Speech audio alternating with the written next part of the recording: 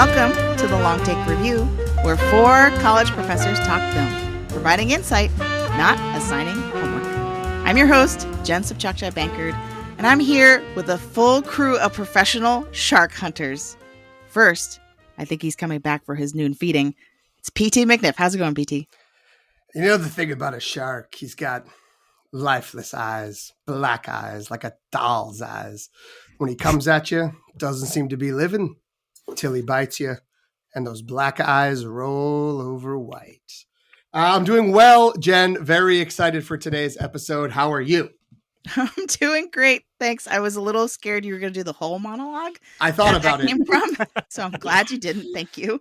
Thank you for self-editing. And for once. That's fair. And he can do anything. He's the chief of police. It's Greg Cass. How's it going, Greg?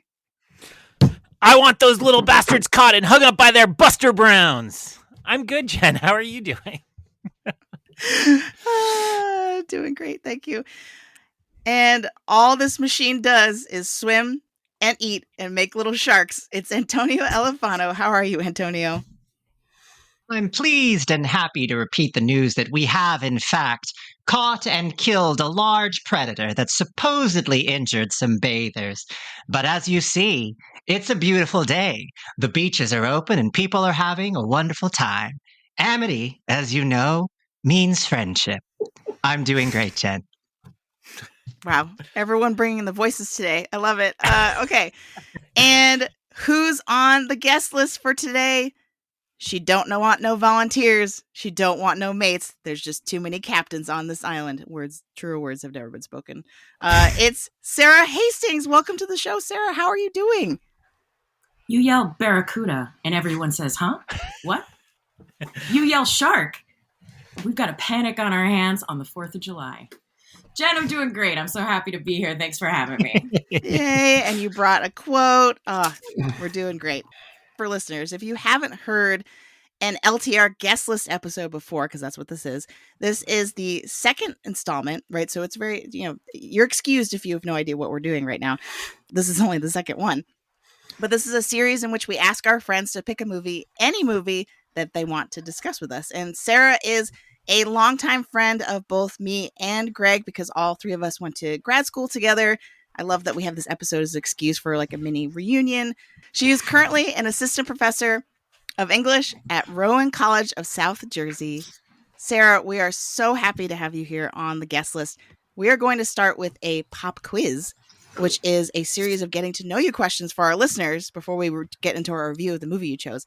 Before you do that, Jen, can you please redo our catchphrase? Because we have a fifth professor, so I want to hear it done right for tonight's episode.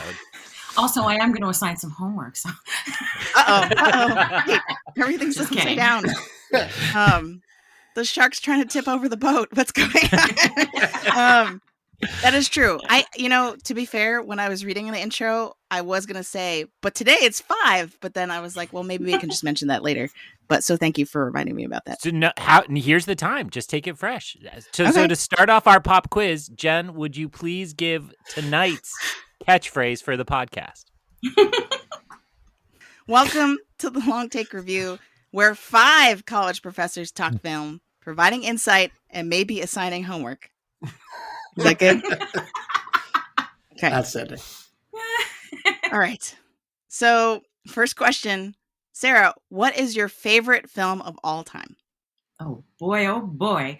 What a question. And as I'm sure everybody on this, podcast knows, you could have maybe a different answer to this on a different day of the week. One of the answers to this question would be the movie we're going to talk about tonight. So I won't give that answer. The answer I'll give today is Bob Clark's 1974 classic, Black Christmas. And I think this is a genuinely fun, genuinely scary, exciting movie that still really holds up. It's both incredibly influential. It's, often rated as one of the first slasher movies. It came out on the exact same day as Texas Chainsaw Massacre. So it's a movie that's important. It's a movie that's great. It's filled with all of these dynamic, exciting characters. Andrea Martin is in this movie. as is our sort of king of horror, John Saxon. So it's a movie that I really love. I revisit it frequently. I teach it sometimes. I teach a horror lit and film class. So it's definitely one that I keep on the table. So yeah, that's my answer for today. It could be different tomorrow, but that's what I'll go with now. Sarah, do you ever do a holiday double bill with Bob Clark's other Christmas classic, A Christmas Story? What a perfect double feature. Yeah. Yeah, Bob Clark more well known for A Christmas Story, but yeah. Wow. So I'm ashamed to say I've never seen this movie.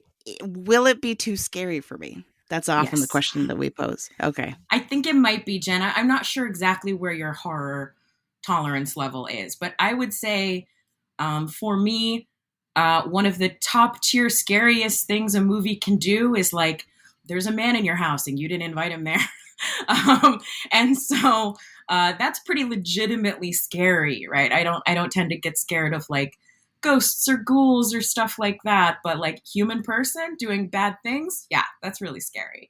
And I would say there's some legitimately scary moments in it still to a contemporary audience. So maybe dip your toe in a little more and then you can get to that point. But I would say I'll work no, my way maybe. Yeah. All right. Next question is, who is your favorite actor or actress? And if you want to give one of each, that's fine. But if you only have one, that's also fine. I guess maybe I should change this so it doesn't say of all time. But at the moment, maybe that's the way to ask it. Oh, that's it could a good be question. From all time, but it's the person you're most into right now. Like you might be it might be someone from 100 years ago, but okay. Well, then I am going to give you two answers then for like maybe all time, and then I'll do a right now too, because that might come up later. But I would say one of my favorite actors of all time is Barbara Stanwyck. I grew up watching just a ton of screwball comedies and kind of classic cinema. I often joke I was sort of raised by AMC and TCM back when they showed, movies. And so Barbara Stanwyck has always been one of my favorites. She's in another great Christmas movie, Christmas in Connecticut. Oh, she's in another great Christmas movie, Remember the Night. A very, not as well-known movie as it should be. It's a great movie. The Lady Eve, Ball of Fire. I mean, she's just an incredible, Double Indemnity. She's a great actress and she is so funny, but she is also so grounded and so genuine. And when she turns off the kind of comedy and turns into something else, you 100% believe it and are with her. So I love Barbara Stanwyck. I would say one of my favorite actors right now, and it might tie into a movie I recommend later, but is Mark Rylance. I love Mark Rylance. Yeah. I think he can do almost nothing, and it's like the most engaging. He's very still as an actor, and it seems like he's doing not a lot, but there's so much that can be mined there. I love him in Wolf Hall. I love him in Luca Guadagnino's Bones and All, which is one of my favorite horror movies of the past couple of years. I think he's incredible. I wish he was in more things, but I'll take him where I can get him. No, he was not the BFG. You didn't mention the BFG. I've never seen the BFG, Greg. I know he's in it, but it's bad. I feel like, is it?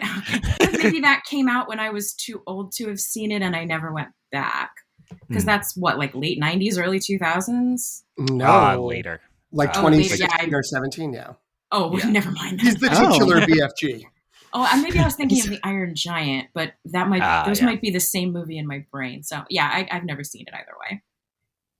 He famously upset a Best Actor year, right? Because when Stallone was supposed to win for supporting actor, but yes, yeah, Bridge of Spies, yeah. Right. Which he's very good in. I don't think that movie's much to write home about, but he's very good in it. Shots fired at that movie. Sorry. I know. Sorry, Spielberg. Taking shots. Of all that, Spielberg will get his flowers later. Very true. So, what is a film that you think is underrated? Well, I'm going to go back to the film I just mentioned, which is Luca Guadagnino's Bones and All from 2022. I think that is one of the most interesting, exciting horror movies I've seen in a long time.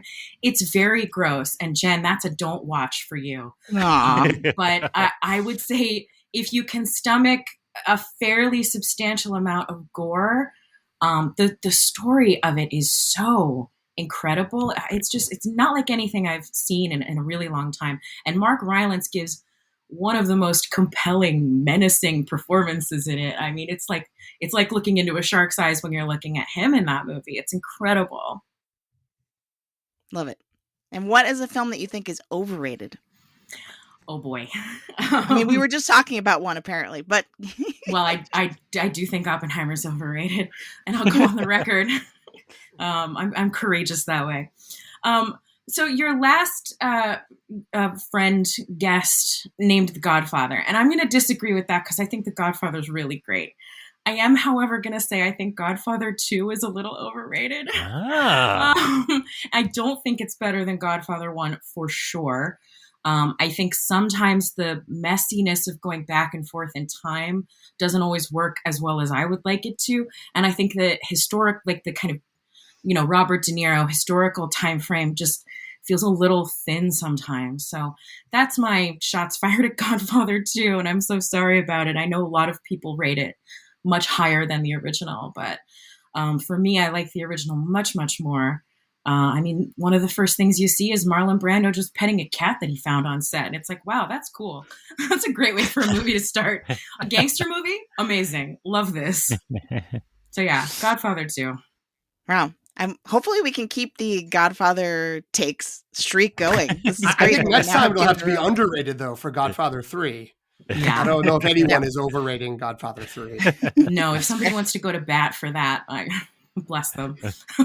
maybe we need do to have do Sofia Coppola lined up for our next guest, right? She's our third LTR guest list. Hey, there you go. Hopefully she hasn't listened to our Megalopolis episode. Okay, so last question. If you could pick one genre, I think I know the answer, but if you could pick one genre of film to watch for the rest of your life, what would it be? I think you know the answer as well. We might have to go back and talk about Megalopolis for a minute, though, too.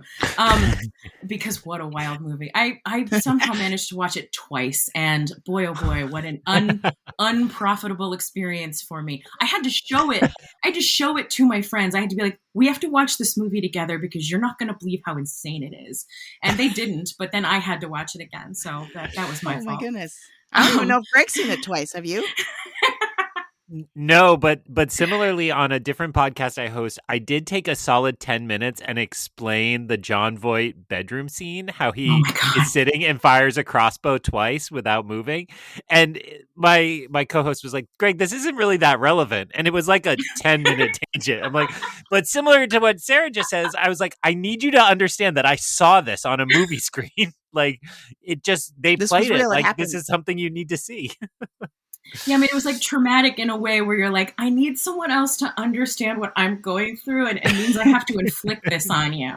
It's like when something smells or tastes really bad, and you're like, you have to smell this because I can't be alone in this like agony right now. So it was sort of like that. But anyway, Jen, I'm so sorry you asked me a question. I love the horror genre, and I genuinely think some of the most inventive and original and exciting filmmaking that I have seen in the past few years is coming out of that space. And it's not a space that's often recognized in awards season, something I imagine maybe we'll talk about, but, Bones and All, Midsommar and Hereditary, The Witch, Get Out and Us. And it's a great movie from maybe less than 10 years ago called Under the Skin, which is just incredible. These are movies that are doing really inventive, cool stuff. And I think they don't always get the recognition that they deserve. As I said, I also teach horror lit and film. And so it gives me a kind of excuse to dive into that space a lot more and with a lot more focus than I would maybe just as a consumer. But I genuinely think horror is doing some really cool stuff. So I'm glad we're talking about what we might classify as a horror movie today. Maybe we'll debate that a little bit, but. Amazing. Thank you for sharing all of that.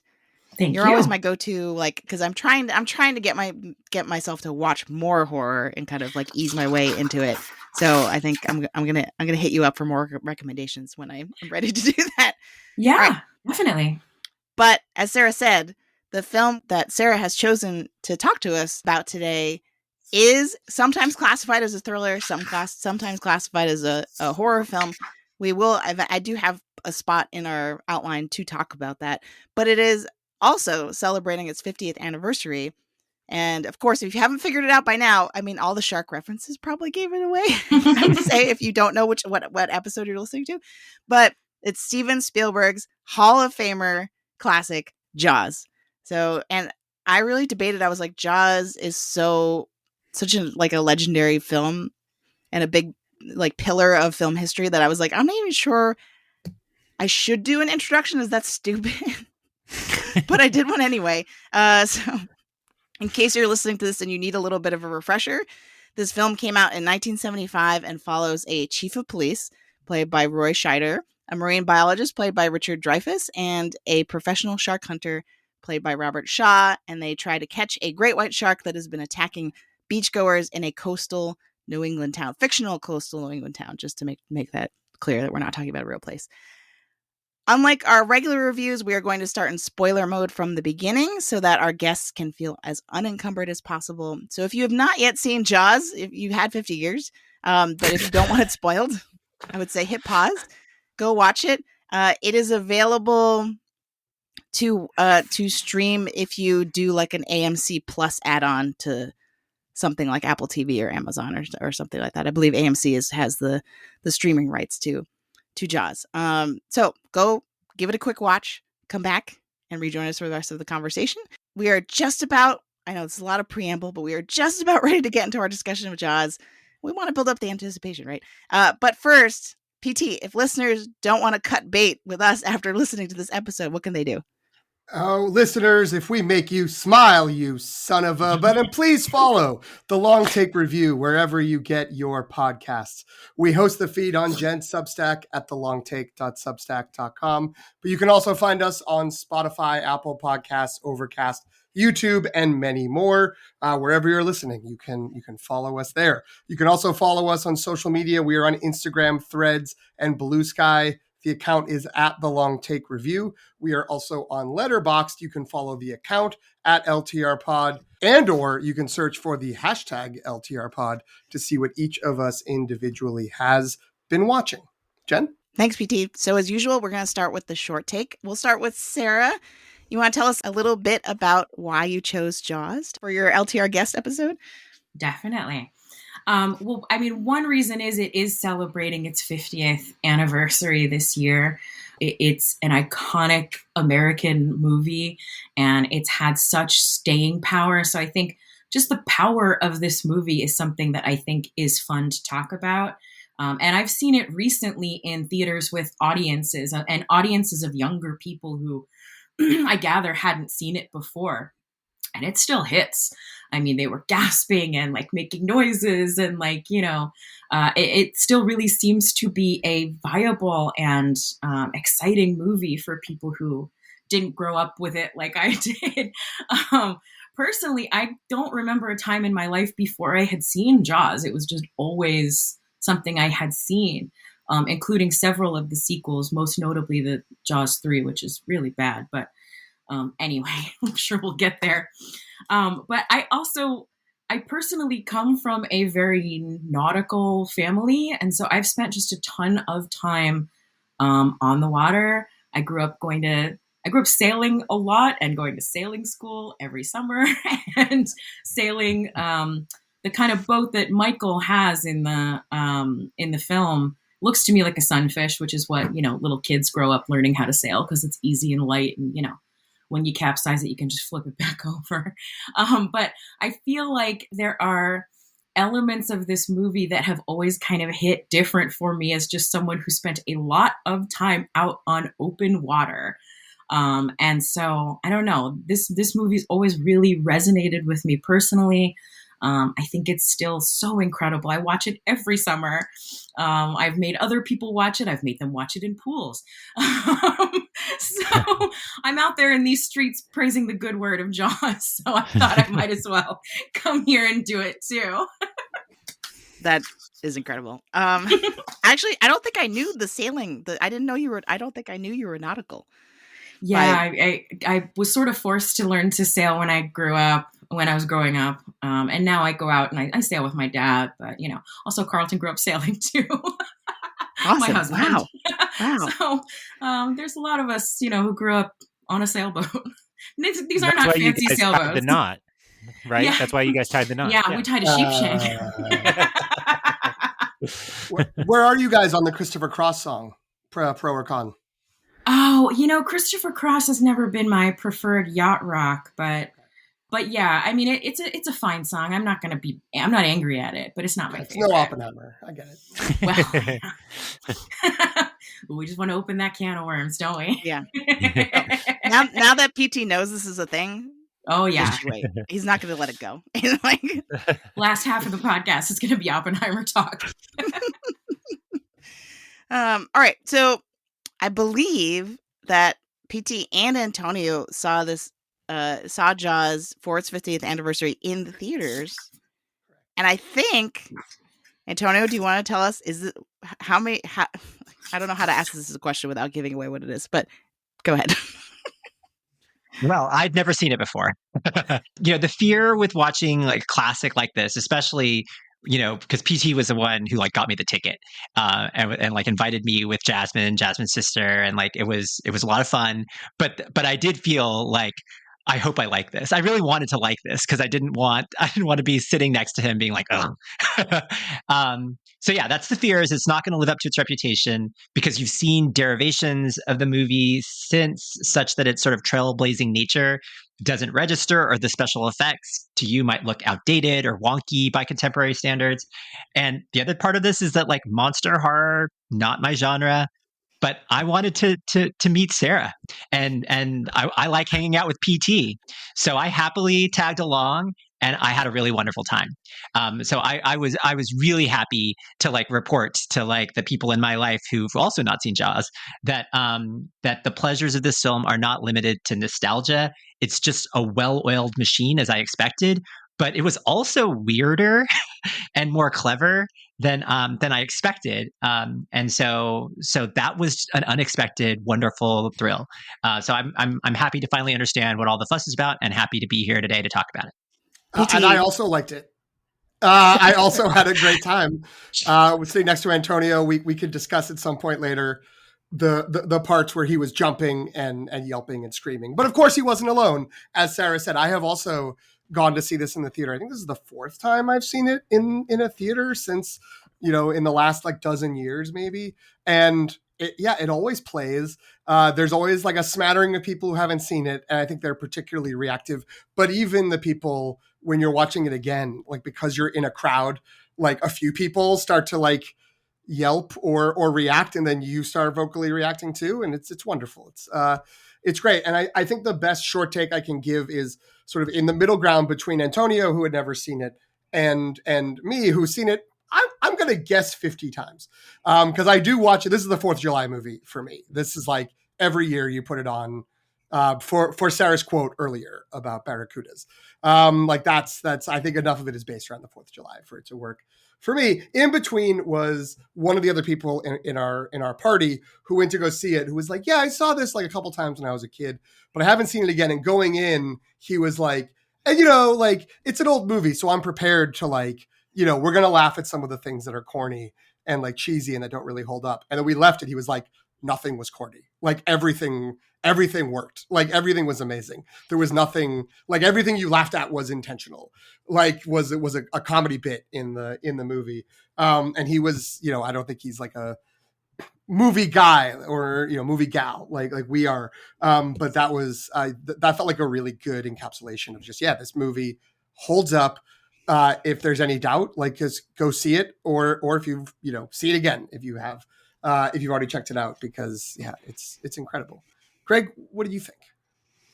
Well, thank you for finally recognizing me. I I saw this franchise properly, unlike the rest of you crazy people. So that is the correct viewing order of the Jaws franchise is number 1, the Universal Studios Orlando theme park ride. Number 2, Jaws 2 at a youth group church sleepover.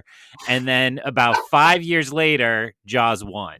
And somewhere in there, I definitely saw the water park one, or it's an aquarium. Yeah, Aquarium. That's 3. It's like a SeaWorld analog kind of place. Yeah.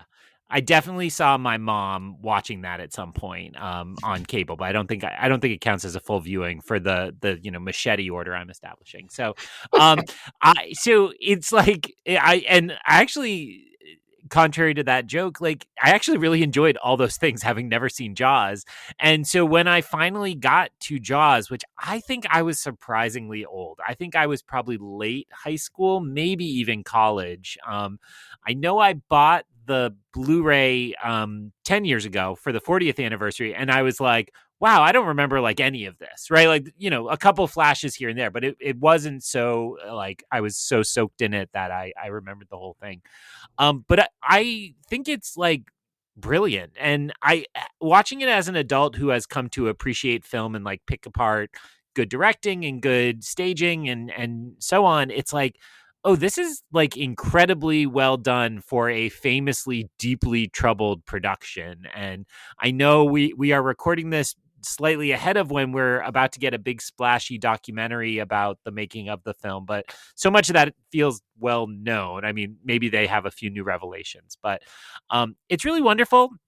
I will also say my mom, so this is lay down, I'm on the therapy couch. My mom got remarried when I was in grad school, I think. Shark. I don't know.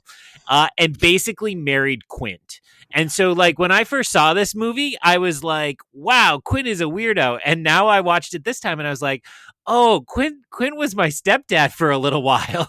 And it really felt like, so he was a scalloper out of New Bedford, which, as Jen said, Amity is fictional, but that means he basically sailed around Martha's Vineyard where they filmed this film. So it's kind of all that southern New England. And I met a lot of his fishing buddies, and they're just kind of all like that. Like the dirty limerick, I was like, yeah, that like he would totally do that, like over like ice cream, like while we were watching something on TV. So it was very funny to me, kind of now being so versed in that southern Massachusetts. New Bedford, for people who aren't aware, is the armpit of Massachusetts, literally and figuratively. And so, sorry, now we just lost 3 listeners. So it really felt like I understood that area and that culture a lot more. And so it kind of made a little more sense because Amity, despite where they shot this, is not very Martha's Vineyard. You can go to Martha's Vineyard and see those things, but it's not coded like Martha's Vineyard. So, Jen, that's actually, I usually throw to you with a joke, but you're actually kind of from a little bit south of the city, kind of towards that area. So did you connect to the Massachusetts of it all? Well, just to clarify, I'm not from the armpit, right? I'm too far north to be part of the armpit. But yes, absolutely. Like, I actually had forgotten that they drink Narragansett on the boat. And when I saw that this time around when I was watching, it was like, yay! Like, so yeah, I think, and there's some joke that they make where about like car, like it's like they name like 4 words that all rhyme with car. Yeah, Lorraine Gary at the beginning is like, hey, did you park your car in the yard? Because they're trying to imitate the accent. How does that sound? Like you're from New York. So yes, I definitely, this movie, even though the town is fictional, definitely feels familiar to me for sure. And in fact, like I'm probably going to be drinking Narragansett in Narragansett this summer. And so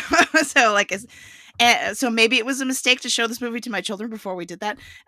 But that's, I don't want to get into that necessarily. I'm sure it will organically come up as we talk about this movie. So yes, this movie, I think I've seen it many times now, probably not yearly or 50 times, maybe like 5 to 10 times in my lifetime so far. But every time I watch it, I'm just astounded at how it holds up, right? Like, because like as a couple of you have already alluded to, like it's old enough that it kind of shouldn't. And so do want to get into that. Maybe that's a good segue into our first main question is, why is it that 50 years later, this movie is still killing it? I mean, I think there's a lot of great answers to that question, but I think to some degree it comes down to the fact that this film is so perfectly constructed. I mean, there's just not an ounce of fat on this film. It is like a little machine. I mean, it's like a little machine that's sort of perfectly moving and running and, making more little movies that are about, creatures like this. So I think the kind of construction of the film itself and the way in which you are immediately invested in almost every character who comes onto the screen, even characters you're not necessarily supposed to like Mayor Larry Vaughn and his, car full of goons at the, first time that we meet him. But I think that we as viewers, even contemporary viewers who might feel a little bit of, distance from the time period, we are just in this world. We are amongst these people. We know immediately who they are through the kind of visual cues and the kind of, signs that we see along the way. I think it's just, there's so much here to tap into that I think it holds up to this day for that reason, first and foremost. I agree with all of that. And combine that complexity and that like level of detail in all these different sort of tendrils with just such a core concept of like, there's this thing of nature that's scary that is out there. And what do we do about that? And it's this like threat, and the threat is clear, and the threat's established in the first, 4 or 5 minutes, and, just builds and builds and builds. And, I think that, you take something that's simple, but then you make an interesting, spider web of a story around it. And I think, that sounds so obvious to say in terms of like, and then it's a good movie. Like, just do that and do that all the time. But it also just, this is one of those times where just everything is working at like 99th percentile of effectiveness, of just like, oh, this worked out the best way possible. Even if you do read up on all the behind the scenes stuff, if you watch the old documentaries, I'm excited for the new documentary, like all the things that didn't go the way they wanted to, and all the things they had to change on the fly and all of that, like all of it worked and all of it like came together just perfectly. So there's just, it's this mixture of simplicity and complexity with just this huge dose of magic and luck. I'll add that, with certain genres of film, you expect certain elements of the filmmaking to be emphasized more. So I think of horror as being very much a director's genre, right? They're controlling sort of what we see, what we don't see.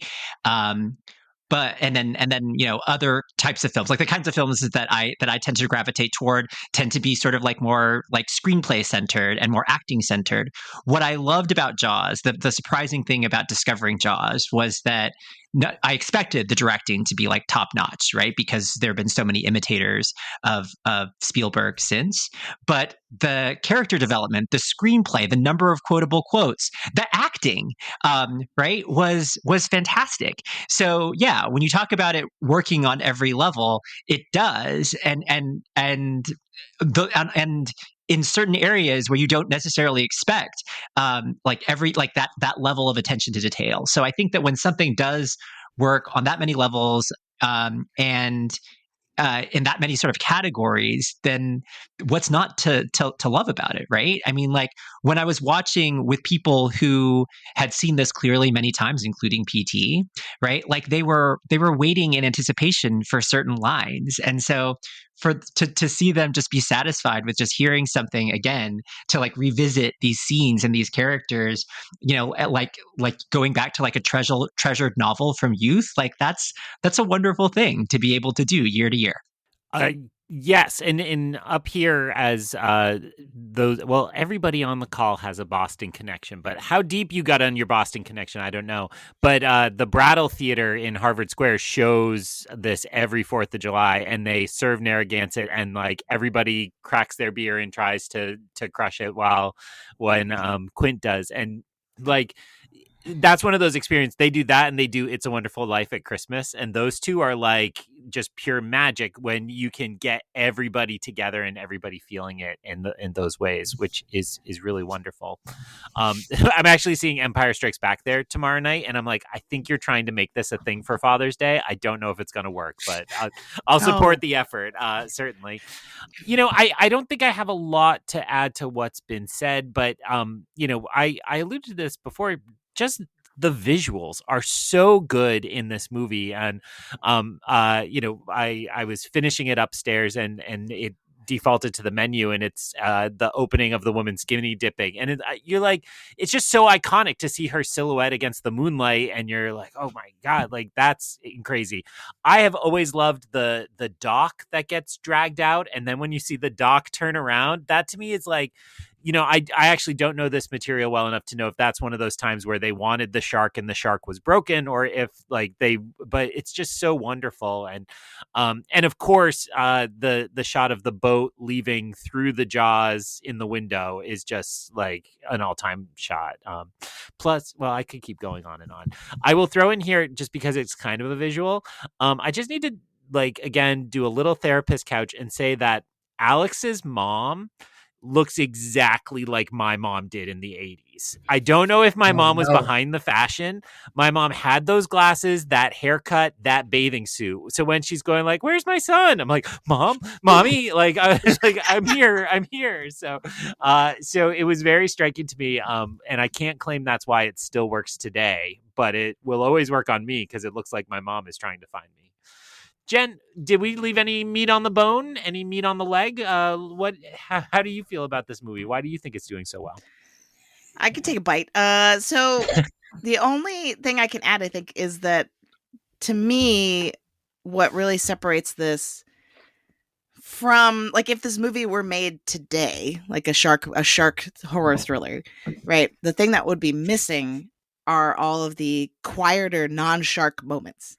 And I think the fact that it's not all shark chasing all the time is what makes this work, because the pacing is just perfect, right? So the fact that we have the three main characters sitting around getting drunk on the boat, comparing their scars, and then leading into like a massive monologue where it's just the inside of a boat, right? The shark's not even on the screen, or there's no hint of the shark until towards the end of that sequence, right?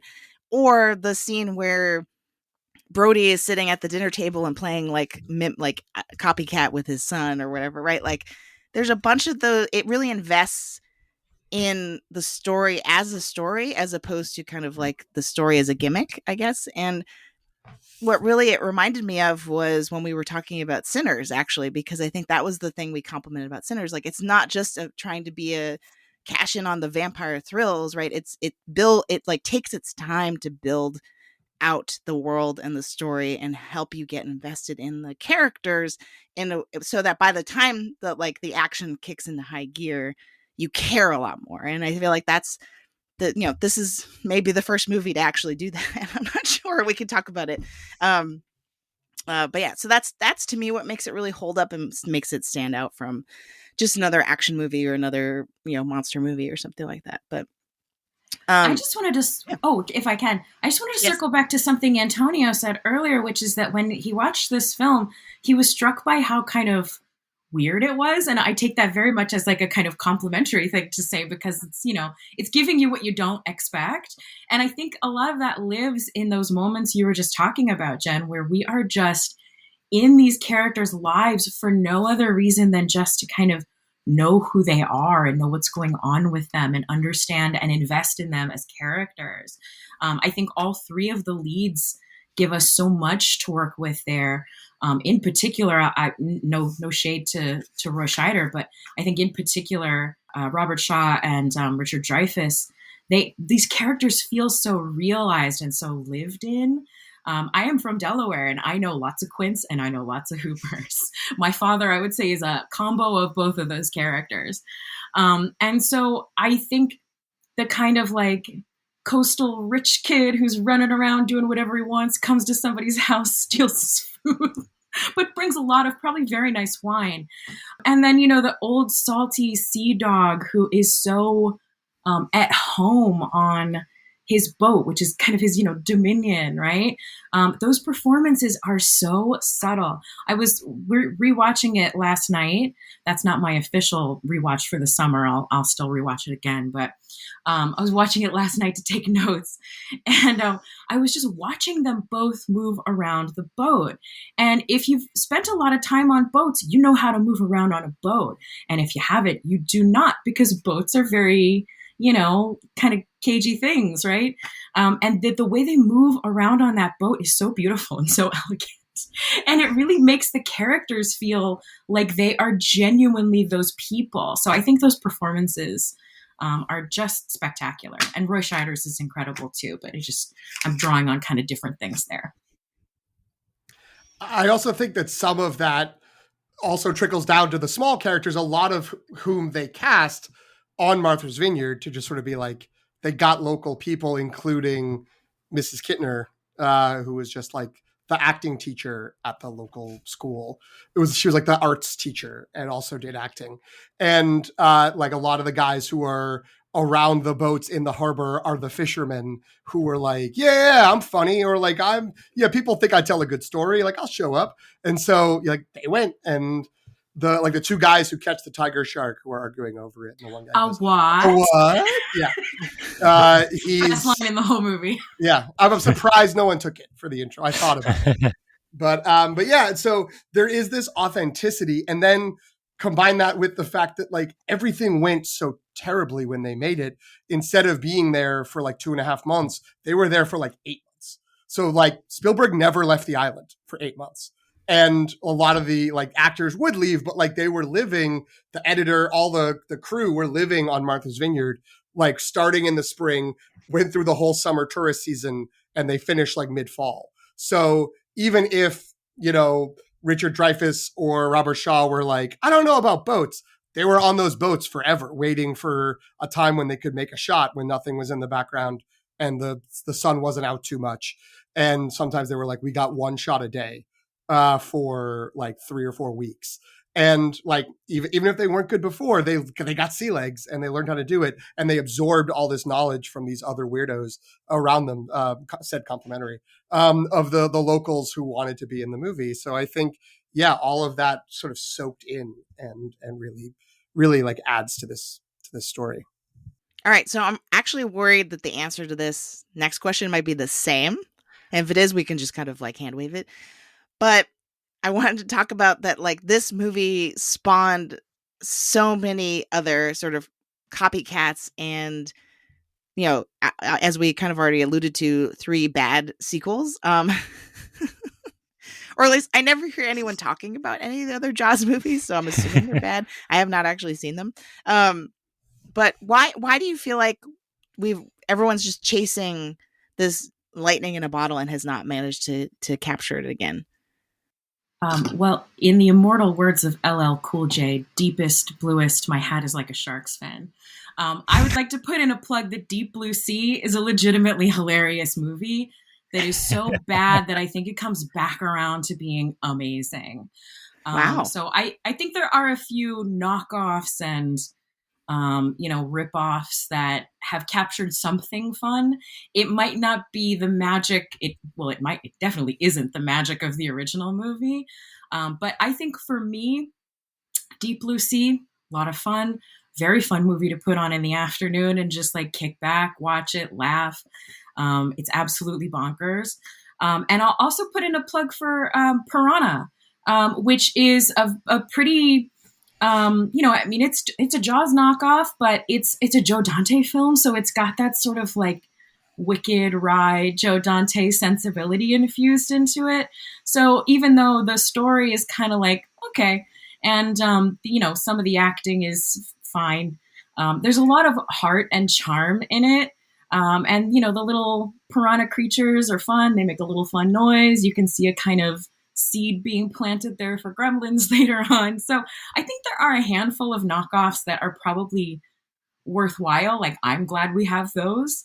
But I would say it's very hard. I mean, if we're talking about Jaws as one of the like greatest movies in the American cinema canon, which I would rank it as, it's hard to recapture that without the kind of subtlety and expertise of, Spielberg and the crew and cast who made that movie. But they're not all terrible. I was going to say I had the pleasure of going just this week to the movie theater and seeing Dangerous Animals, which is a shark movie currently out and in theaters. And my Letterboxd review was almost, "This is not your daddy's Jaws. It's much worse." But it really is not actually about, like, there are sharks in the movie, but it's not about sharks. Sharks aren't the real threat, kind of, but there are many sharks in the movie. And I think it goes back to what PT said about it. There is something very primal about that kind of fear of a shark. So it feels like we should be able to keep making those. But Jen's list in our show notes, The Deep Blue Sea, Sharknado, The Meg. Somebody really smart added Under Paris, which was just a shark movie that came out last year on Netflix that I can't believe Jen left off her list. You really should check it out, Jen. So I think most of that list I just said doesn't try to be Jaws, right? Like, they have to do something wacky or over the top. Like a Sharknado was never going to be a serious film, and I think it's because they knew if they play it straight, then they're going to get compared to Jaws, and it's not really going to work. So, and then, like, the other thing I note about a lot of those lists is, like, I'm seeing a lot of trailers of, like, really good looking people in tiny bathing suits of both genders. And so it's kind of admirable that Jaws doesn't do that, right? Like, I kind of had never pieced it together till I thought about, like, this is usually like a genre that's like, let's just get some eye candied and draw the teenagers in the afternoon. And so it's kind of remarkable that, no disrespect, but particularly, like, Quint and Richard Dreyfuss, I think, are wearing full suits the whole time, and we're all quite glad, right? So Roy Scheider is always been handsome and will always be handsome. In my Jaws canon, I should have mentioned Roy Scheider. I only knew from Sequest DSV, so that was my order of meeting Roy Scheider. I think that's the second time we've mentioned that show on this show. Yeah, I don't know what's happening, but did you watch a Jonathan Brandis movie? You're right, Jen. We're not talking about it enough. I agree. I will say, first of all, I hope that Greg has watched All That Jazz if he needs more Roy Scheider in his life. Because if you did not talk about the fantastic All That Jazz joke in Life of Chuck, which is very funny. You don't even remember it. Look at you. Look at you. Of course I don't. You know why? Anyway. The Academy they're taking your card back, PT. As soon as the Academy remembers that movie exists, I'm sure they will.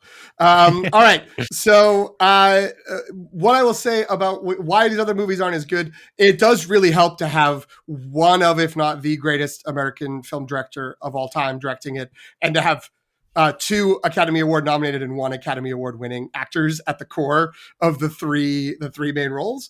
I don't think any of the other big fish, scary threat movies have that level of pedigree. Maybe they have, and maybe they tried and it didn't really work out. But I think, again, it is just sort of, how did this all come together? There's probably a little bit too of, they see Jaws and they're just like, what everyone loves is all the times the shark is jumping out at them and they're racing on the boat and they're chasing barrels, and they're not thinking about that first hour where we're just hanging out and learning all the villagers and all the things that are happening. So I think maybe that doesn't carry over. I would like to just take this chance real briefly to talk a quick hits on each of the sequels. Jaws 2 is the movie Antonio was afraid this movie was, where it's just sort of, there's nothing else there. It's just like threats of sharks and then shark biting. It's not a bad monster movie. It's just terrible if you watch it as a sequel to Jaws. But if you want to see a decent movie where, like, instead of a Jason or a Freddy, it's a Jaws, I didn't have a bad time, but I also haven't watched it for 20 years. But I remember thinking it was okay. Sarah.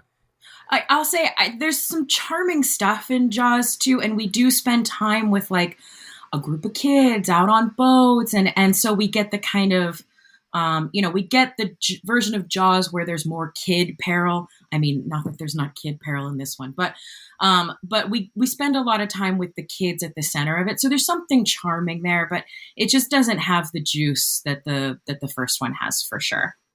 And Spielberg's, famously might be too strong a word, but Spielberg was like, I don't believe in sequels, so I refuse to do this, and wouldn't come back, which I think hurt. I think they had the production designer direct it, if I'm not wrong. Like the guy who designed the boat and all those things. I think that's the only movie he's directed, or at least the first movie he directed. He carried forward. And the initial pitch, or not initial, but one of the early pitches for Jaws 3 was from the people who had made National Lampoon's Animal House. And they wanted it to be National Lampoon's Jaws 3 People Zero. And they were going to make it a spoof of horror movies. And Spielberg was like, no. Like Spielberg had some sort of right of refusal. And I guess everyone was like, maybe. All the producers were like, that could be good. And Spielberg was like, no, that sounds terrible. I don't want to do that.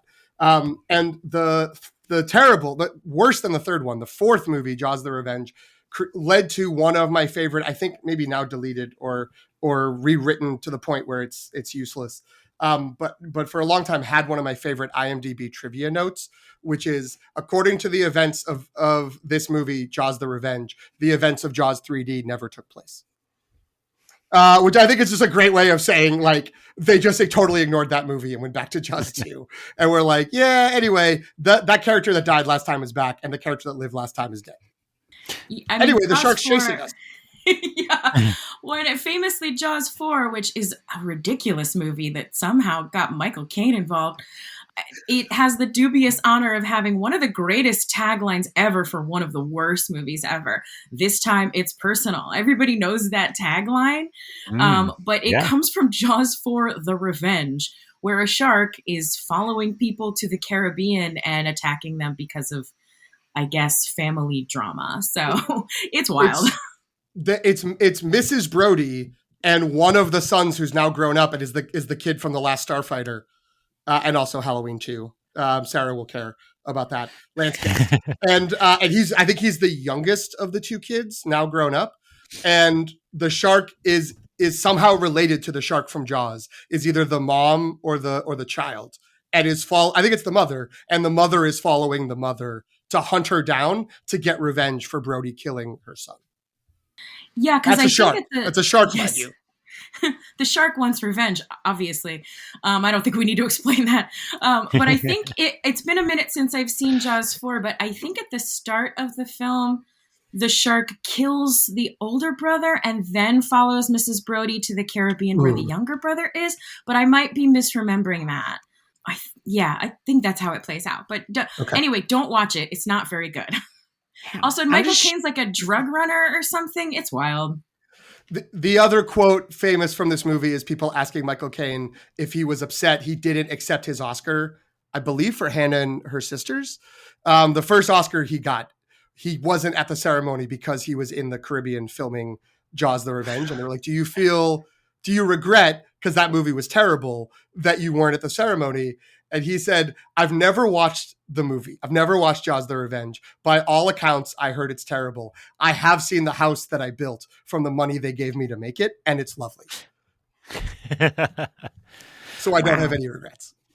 I have a related question that maybe you just answered, but it's kind of shocking to me. So there's also the joke in Back to the Future 2, where in the movie theater in 2015, they're playing Jaws 19, I think.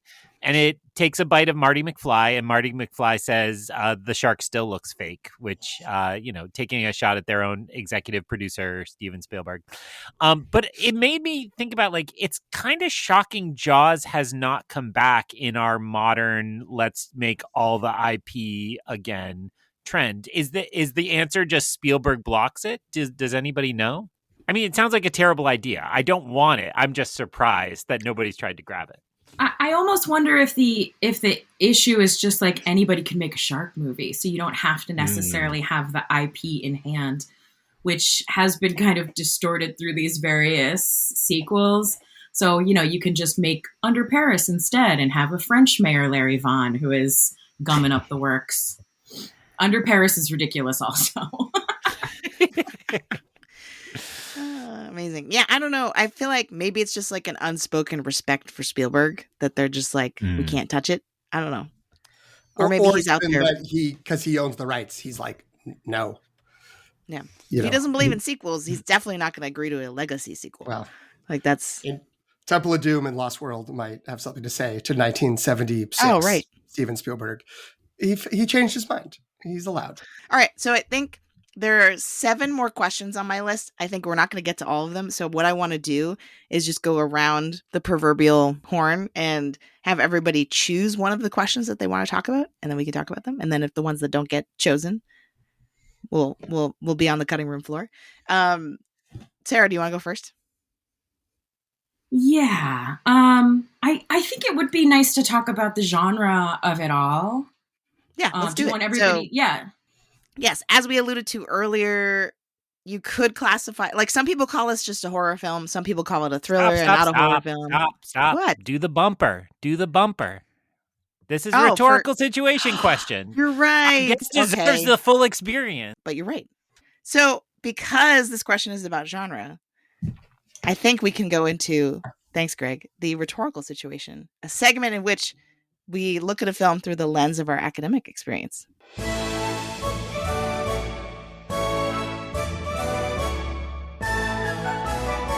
So all 4, and today all 5 co-hosts are writing professors. So we like to have this section of the episode dedicated to our experience as scholars and teachers. Genre, obviously a big part of our lives as writing teachers. So do you feel like genre is contentious for this film in terms of how we label it? Or the other side of this question is to kind of like, what is its engagement with the genre add to the story? I think there are people who would kind of waffle at calling this a kind of tried and true horror movie. I would disagree with that because I think it's got a lot of key horror elements, and certainly there's a long history in horror of engaging with sort of creatures, whether they be natural creatures that actually exist or sort of creatures that we're, imagining might exist, or, somewhere in the middle. So I think the horror elements of this are really present. And it's even maybe kind of working to pioneer or solidify some horror elements, like the POV of the shark as a kind of killer, right? If we think about like slasher films, we get a lot of POV now. That's something that gets kind of, brought in to horror more broadly. But I feel like the slasher is really where that kind of starts. So we get that POV from the shark's perspective. We get these kind of jump scare moments, in particular, the shark popping out of the water at certain moments, and Ben Gardner or one of his boatmates' head popping out from under the hole in the hull of the boat. So I think this is solidly a horror film. I think it's also sort of an action movie in some ways, especially as we get into the kind of last beats of the adventure itself, right? With the men on the boat having, they do mission prep, and then they go, get out there on the water, and then they're waiting, and then they're doing this and that.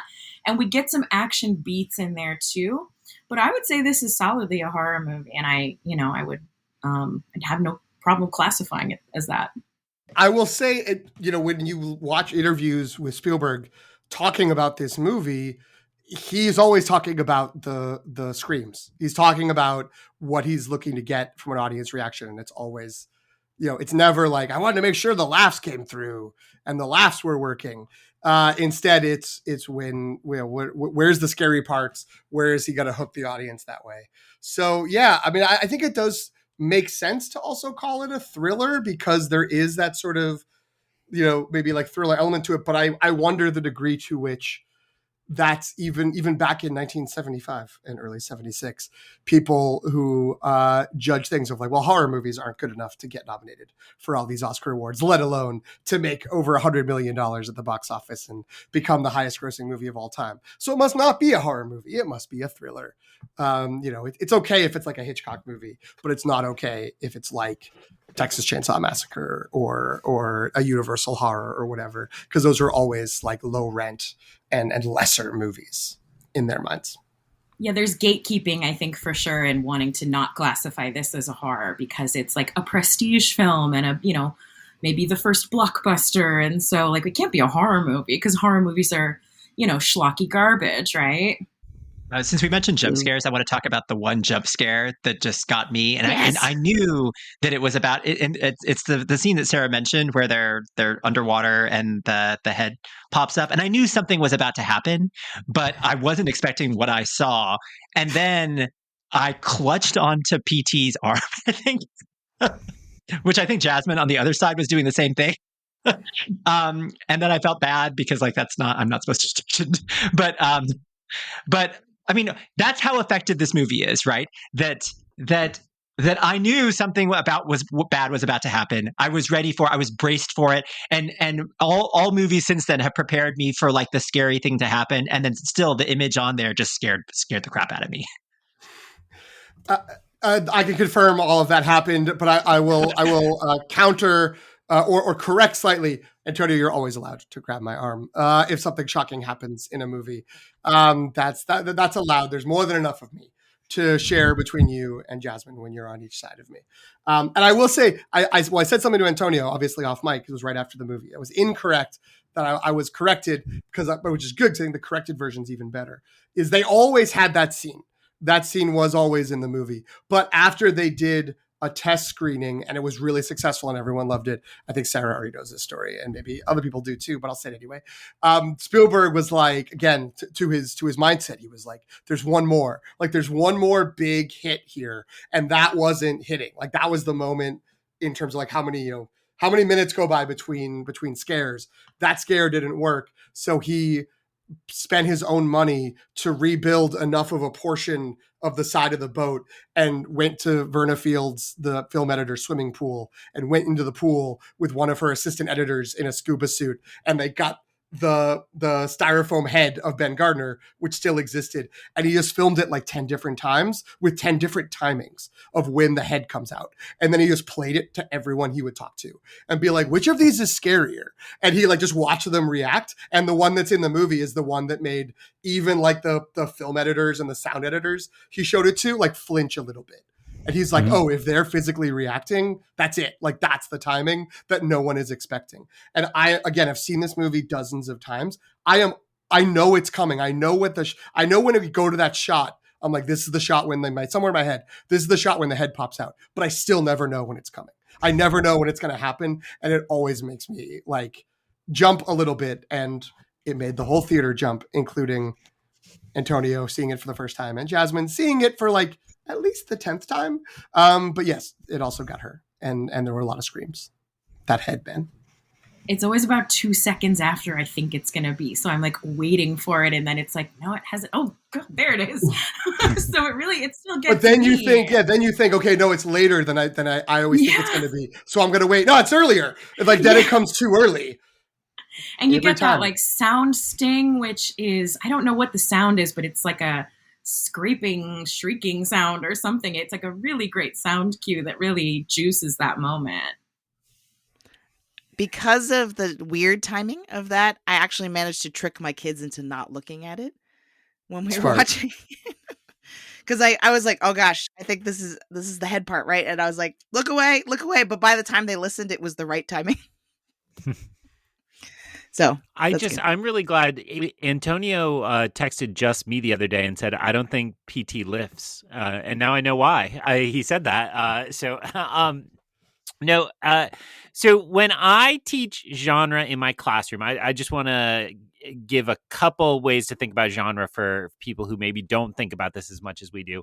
So I use kind of two key metaphors for my students, and I talk about a constellation, right? And so this comes from Plato, that genre is a constellation. And I always draw like 6 dots on the whiteboard and I'm like, see? And they're like, what are you talking about? And then I connect them as like a coat hanger. I'm like, see? And they're like, we don't understand. And then I draw it as a wonky lion. And I'm like, it's Leo. It's been Leo the whole time. And we talk about how those wonky dots are only a lion because we all agree that that's a lion and that's a part of it, right? And so I've always liked thinking about genre as like, there's a set of features and it's a social construction and we all get to decide whether that fits into the category or not. And then the article I give them which I still really like giving because for whatever reason people don't teach it, and it's not in like the ChatGPT like crazy universe of 10 million assignments on it already, is just simply noting that every genre is really just at the intersection of the text and interpretation. And so I think all of you who answered this question already started really kind of explaining that it is your reaction that sets it totally apart from kind of just calling it an action movie or just calling it a thriller. And again, with that constellation metaphor, it's good to think about like, well, there are some things that we would probably be able to say are often in a horror movie and some things that are essential to a horror movie. And it may just happen that when I teach genre each year, it happens to be like the third week in October. So I go through this exercise with students, and I've probably, please don't listen, future tenure committee, it's probably been like 8 years that I've done this exact lesson. And what's striking to me, 3 or 4 sections a year, 8 years on, they all come up with the same list of all the things that could be in horror movie, right? Gore, monster, aliens. And then when I have them narrow it down, they all kind of peel away them in the same way. And it all comes back to, every time I've done this lesson, is students say it just has to make you feel that unease, right? That tension as a part of it. So when I think about the question, and I know I've been very rambly tonight, I apologize, that I think the question comes down to like, I am constantly ill at ease in this movie and never really feel comfortable. And I think all of you just articulated those specific moments, but like, even in those early scenes that are bright and sunny, I'm like, yes, go get the paintbrushes. I know you're going to knock them down. Pick them up, get them, and go make the signs because you have to save all these people. And I'm like worried from the moment this movie starts really till the end of the runtime, even in those quiet moments. The only thing that I'll add to this conversation, because Greg talking about what he does in his class made me start thinking about, what do I do? I do a lot with genre. Like, what is it actually that I do? And I feel like I mostly teach students that social construction, like what are the rules for each genre. But then we try, with whatever time we have left, we try to push it a little farther to be like, well, how would you safely push on these rules and these boundaries, right? In a way that would innovate in some way. And I feel like that's really at the core of like why it's like some people call it one thing and some people call it another, because it really is sort of like taking the tropes of one thing and sort of mapping them onto the other. Because if you think about the very beginning of this movie, it basically starts like Twin Peaks, and and follows like a very detective procedural sort of almost maybe like bordering noir kind of like investigation. That doesn't last very long, but I think that's the foot it starts on. But the fact that it then sort of treats the shark like a serial killer, right? With that within that framework of how the film begins, and then shifting it so very much into like a more visceral horror of like, no, the shark is just could attack and jump out at any time, right? I think it's that mixing and remixing of those tropes that really makes it something new and fresh that, you know, at the time certainly people hadn't seen before, but even 50 years later is still something that is arresting, right? So I think like I hadn't really thought about this particular movie as a good model for that, but I think it would be about how to both play by the rules, use the rules of genre, but then also bend or break them a little bit in a way that's new. Jen, your reference to Twin Peaks and the sort of environment, the strange environment of the film, leads me to the question that I wanted to take from yours, which was the why there was such a big deal out of who is an islander, who isn't an islander, and the idea of sort of outside people from New York coming in, tourists versus people who were born on the island. And one of the things that I really loved about the film right away was that Amity itself was a kind of character, right? And so and its worst side represented by the whorish mayor and I, the line that I read earlier. But just like all of the colorful, townspeople, the kids, just the feel of a city and being transported to like a new place, right? And so again, it was this other sort of like unexpected thing, like what I expected were just like thrills and a shark and just like enjoying that, right? And I got that. I got like, that's, the last hour of the movie is incredible. And it pays dividends for all of that. But what I didn't expect in the lead up to that, that I think is instrumental in me caring as much as I did by the end of the movie, was that I cared about this place. I was invested in the place and invested in the people within the place. And that's part of what I think drove my intrigue and me caring so much about the people on this strange island, was because I had just newly discovered them, and I wanted to know more about them, and I had a stake in their well-being. And that's part of, I think, again, the attention to detail here, and something that horror doesn't always do, which is to endow even like the setting, even the place, with this kind of like electricity and detail. I love the connection to Twin Peaks. That's something I'd never thought of before, and I think it does kind of help us think through this second question too. But in particular, at the start, when we see the deputy, who I think's name is Hendricks, and he's just found the girl on the beach, and he is just cowering because he is just completely shocked and overcome. What a tender and lovely moment to kind of see this man's vulnerability, this like guy who's supposed to be a cop on this island. He's like, I've never seen anything like this before, and I don't know how to react, and I'm just going to sit here in the dunes and wait a minute.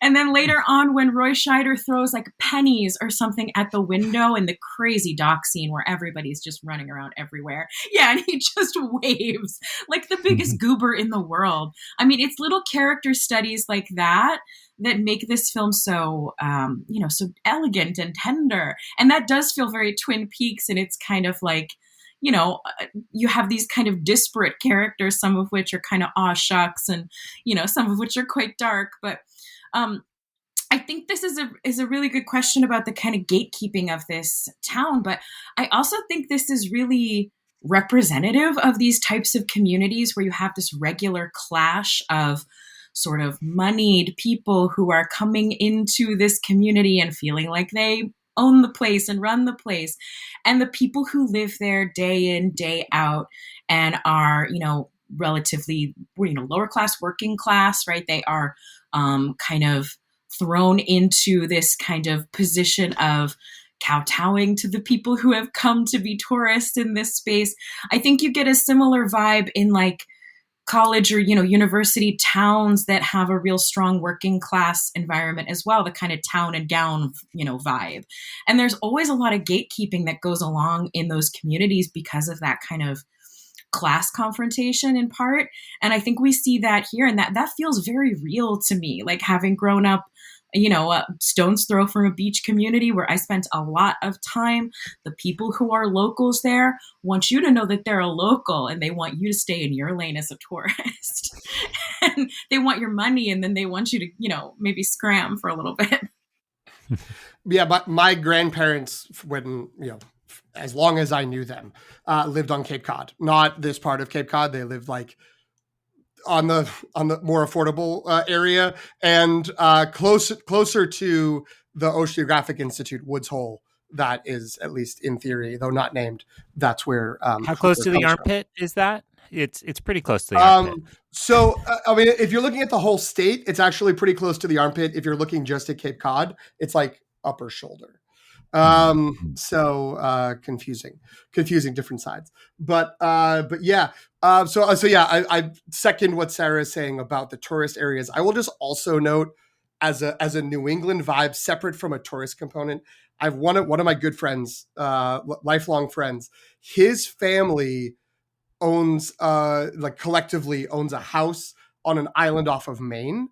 That is not a place where anyone lives, except for a caretaker. No one lives there year round. So it's just a vacation place, but it's not like a place any of us would go unless you knew someone on the island. And if I'm remembering correctly, his children are the 5th generation in his family to be a part of owning this house.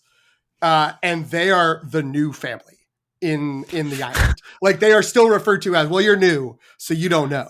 And Eric's like, it was my great grandfather that bought this. And they're just like, like, we've been here for 8 generations. Like, what are you talking about? So there's always some one-upsmanship. I feel like, especially in New England, and especially in an insular like community where it's just sort of like who's been here longer and who gets to claim they really know what's going on. But narratively, in terms of the story, why we have that beyond just, I think, a good, like my guess is that would be something that might have come up from observing people on Martha's Vineyard and in Edgartown actually interacting with other people. But I think it does fit thematically because it seems relevant that it's three outsiders. Like Quint lives there, but he's not a part of the fabric of the town. Like he makes an incredible but very odd entrance, scratching his nails on the board, disrupting a meeting. He sails through and laughs at the people who think they've caught the shark, and that's all we see him for the first like hour and 5 minutes, the first half of the movie. And then, you know, he seems like he's an outsider. Obviously, the New York cop is, and the rich guy from the Oceanographic Institute is, and so's the shark. Like the shark is an outsider. It's like, I think it underscores the sort of man versus beast kind of like dynamic that's happening here because they're all outsiders working on this. I think it would have felt different if one of the people on the boat was like, I mean, it wouldn't have been the mayor. It would have been the guy that the mayor made him and his family go out and swim in the water to be like, you go be in the water, go sacrifice your family, because the mayor's a coward. But, you know, if it was someone really like one of the true Blue Islanders, I don't know. I think it would feel really different. And I don't think there would be something off. It would be more about defending the town and less about trying to just like deal with this existential crisis that is, you know, that's coming in. That's just this like, you know, Lovecraftian beast that is looming over them or under them. I just want to shout out the recurring joke, which I don't think I'd really noticed before this viewing, about how literally everybody in town wants to talk about somebody parking in front of their house, which is such a NIMBY thing that goes on all the time in the town I live in, right? You're allowed to park on the streets wherever, not overnight. God forbid we let people park overnight in this town. We would all go downhill so fast. But you're allowed to park wherever, but people pretend they own their curbs, right? And it's like, well, there's a car parked in front of my house. How can this be? I don't have anybody over. There shouldn't be anybody there. And so I like that little gag that I think reinforces that. And the only other thing I'll add is that it also, the new lawman come to town, going to like, you know, trying to set things right, feels very Western to me. And well, PT is right to note this is like the existential threat, the monster, not just like a bad gang or something like that. But it did feel to me like that was important in all the ways PT just articulated, to set him as the other, kind of tapping into that tradition of the man who doesn't understand how things are done and wants to make us do it his way. And then you get that extra New England. And again, if people aren't from New England, so all of New England hates New York.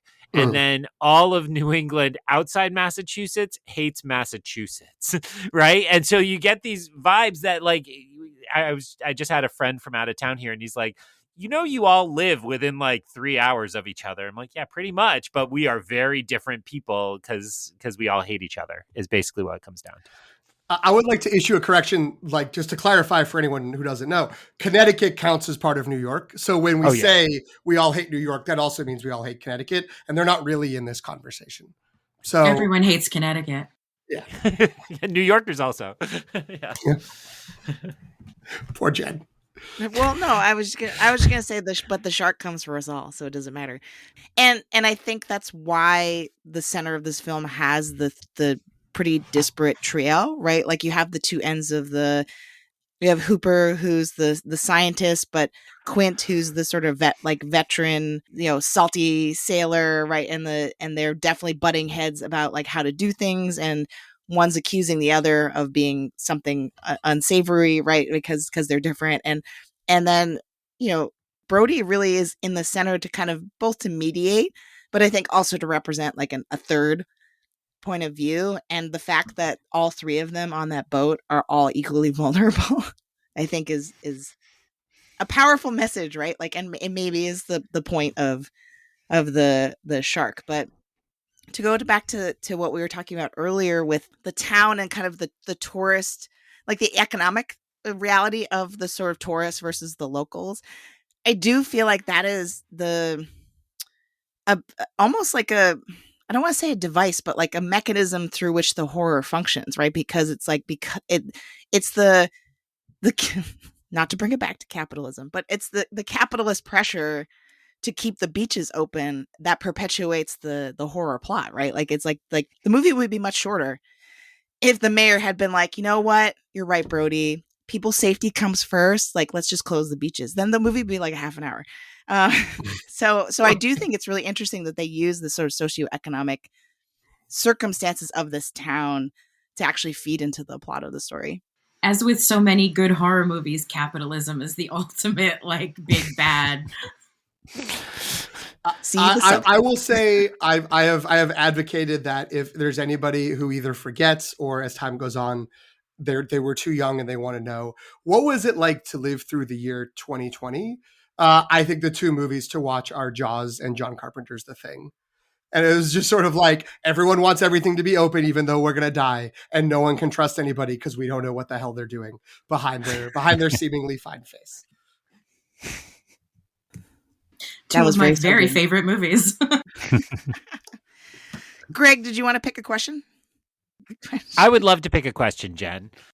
Okay, so, there's a really interesting question on our outline that actually made me think a lot about J.J. Abrams, because who doesn't? Lens flare, where really he has threatened for a long time that he is going to make an Indianapolis movie. And I kind of hope he never does because just... Oh, sorry. That was my mistake. I'm sorry. I thought you were doing that just to throw me off. That anyway, was Dr. Jones delivered the bomb.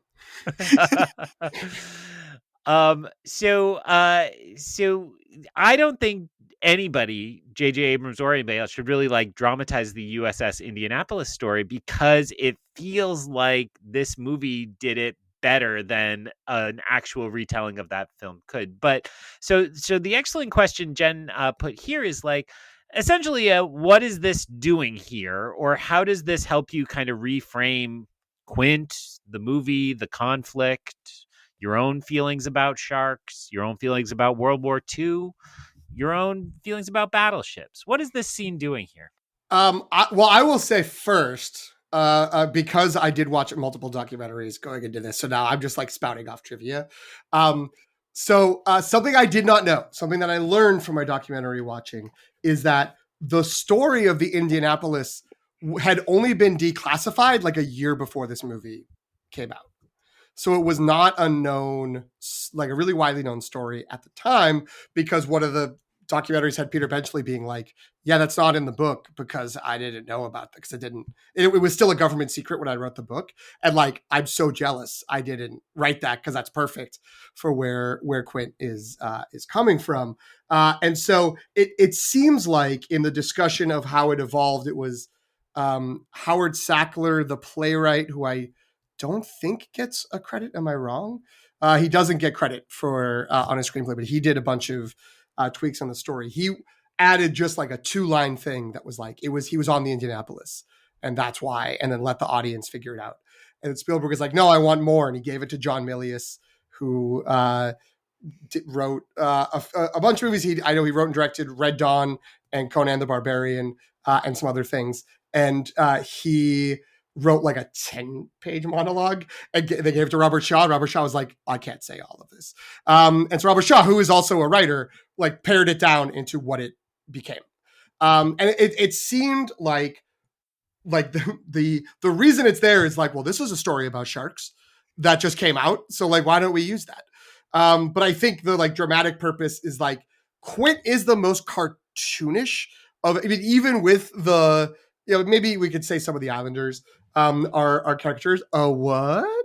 But I think that of the main characters, Quint is the most like egregious and out there. And it's sort of like, what's this guy's deal? And so this like giving him this thing of like, oh, this traumatic, terrible thing happened to him is like the way of sort of saying, this is why he's so weird. So like, don't worry about it. Like, don't like, question too much of why is he so far out there.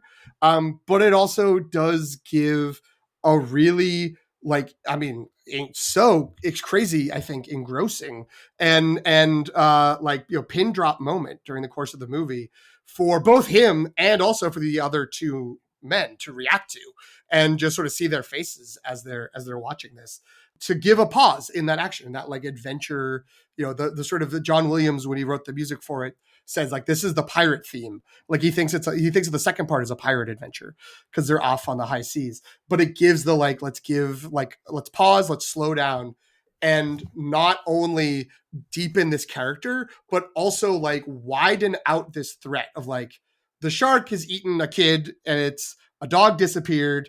I think officially the dog is said to have lived, but not in the movie. That's just the filmmakers say that, so no one's mad.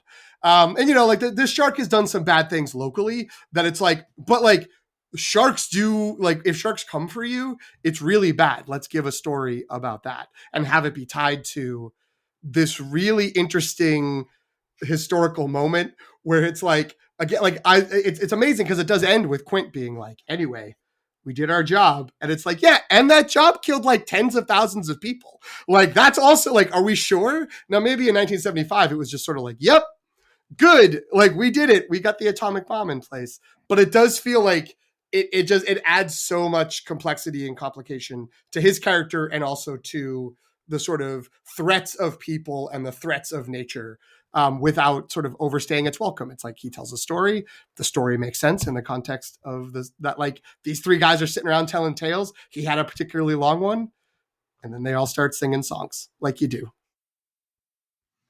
I love this speech so much, and I'm fascinated by all of the different accounts that we get about how it came to be, because apparently Spielberg tells one version and Sackler tells a different version and Gottlieb tells a different version, and it's unclear how involved Milius was, but like I'm really hoping the upcoming documentary maybe plays this out a little bit more, because the origin of this, you know, incredible speech seems to have gone through like a game of telephone where like, you know, I think the prevailing version is the one that PT just gave us, where John Milius just dictates it over the phone. And then Robert Shaw's like, you know, I've been drinking a lot and I cannot memorize all of this. So I'm going to just pare it down a little bit.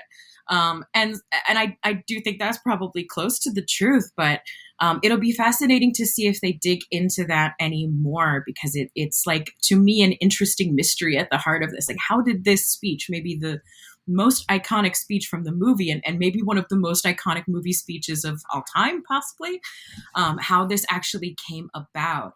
And I completely agree. It gives us such an insight into the kind of core trauma that motivates Quint as this, you know, kind of rough character, and the way he delivers the speech, you know, they're laughing, they're drinking, he got that case of apricot brandy, so you know, they're all having a little bit, and he just, in the midst of that kind of joking around, he just puts his hand on Hooper's arm as if to say, like, no, we're gonna need to stop joking around for a second, my dude, because I gotta lay something pretty heavy on you guys right now. And then he does, and it's just such an incredible moment of shifting into vulnerability from this place of laughing and carousing and, you know, joking around. I think it's that speech that makes his death so devastating when it does happen. I think that absent that speech, then the most colorful, funniest character is off the canvas. But here you really feel like you feel the weight of his death, but also you sort of like feel the glory sort of his life. You know, PT's right. You know, the statement about the delivering the bombs, whatever, that has hairy significance, but like, but still, I feel like that charged the moment of his death, but also a little bit portended the moment of his death. I knew that I anticipated that someone was going to die of that trio. Just like the mathematics of horror just won't work out where like all of them live through. So it seemed at that moment where I was like, okay, that's probably the guy, right? Did you all feel the same way the first time you watched it? Cannot answer that question. Yeah. Fair enough. It was pre-memory when I watched this movie. I think I basically forget somebody dies every time I watch it. Oh. And then I'm continually surprised, which does not say much about me. But I'm the Greg, opposite. go I ahead. end up being surprised Richard Dreyfuss lives. I think every time I remember as it gets down to just Roy Scheider. So I'm going to need Sarah to back me up or correct me if I'm wrong. I believe Richard Dreyfuss only lives because when they had real shark divers filming the actual sharks that they use in Australia, a shark got stuck in the cage when it was empty, and like all that thrashing around was an accident. And like the shark actually got stuck and like shook its way out and then swam away. And they were like, we got this great thing where the shark just completely destroys the cage, but the guy that's supposed to die in it isn't there. Like, because we didn't have the dummy in when it happened. And Spielberg was like, who cares? We'll just say he lived. We'll just shoot him leaving the cage. Yeah, because he dies in the book. Hooper's character dies in the book. So that is a change, from the book to the film. Book club. Well, I will say the book also includes Hooper having an affair with Brody's wife and a subplot involving the mafia. This is one of the instances where most people agree the movie is better than the book. Ouch. Before we leave the topic, I need to correct the historical record. So J.J. Abrams walked away from the USS Indianapolis project in 2006. Robert Downey Jr. and his wife took on the rights in 2011 before eventually walking away. And the film Men of Courage, USS Indianapolis: Men of Courage, came out in 2015, starring, as such projects do, Nicolas Cage, Tom Sizemore, and Thomas Jane. I can't believe none of you told me that I was stepping in it because this is your favorite movie, but it did actually already come out and got created. I have never heard of that even one time. I'm just glad that wasn't Greg saying, I just want to correct the historical record here. Emperor Hirohito had said he would not surrender unless Tokyo was invaded. So in fact... Since you're talking about that, I always read Quint's end of that monologue as sarcasm. I don't think that's correct, but that's how I like to read it, where he's just like, and well, at least we delivered the bomb and ruined the world. Right? Yeah. So the only thing I want to add to this before we move on to the next question is, to me, when I watched it this time, a parallel kind of emerged between, like, I know it's like, oh, the movie's about a shark.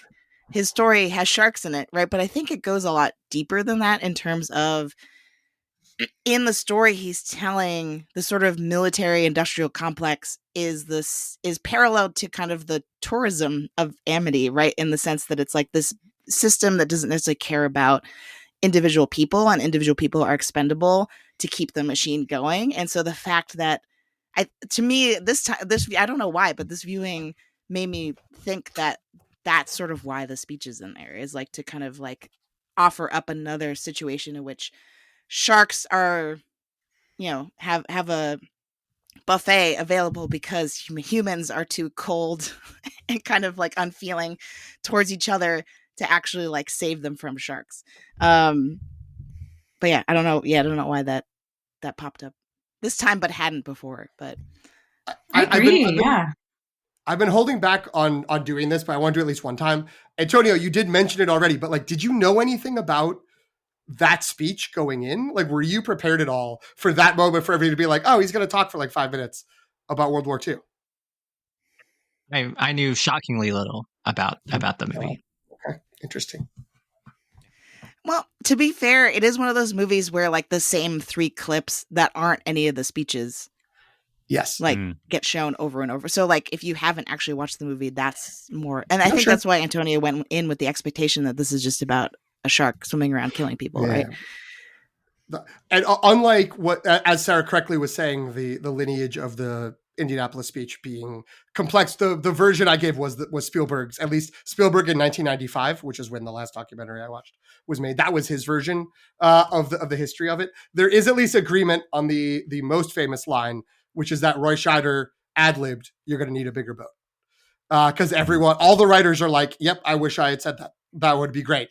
But Carl Gottlieb and Peter Benchley, and at least through Spielberg, Howard Sackler, they all were like, "Yep, no, we didn't think of that." And it was just they were told to say what came to their mind, and that's what Roy Scheider was thinking in that moment. That's awesome. PT, I think you're the last one that needs to pick a question. And I don't think I have to. I think I've talked enough through I think we're everyone good. else's question. Okay. I want to talk about Oscars personally. I don't know where. All right. else Yeah, is. let's do it. That's what. If that's in lieu of my question and thesis, please, can we move to Oscars watch? Okay. Could we take just one moment to talk about sharks? Because I think quite famously, Peter Benchley, who is in this movie, by the way, he's the newscaster on the beach.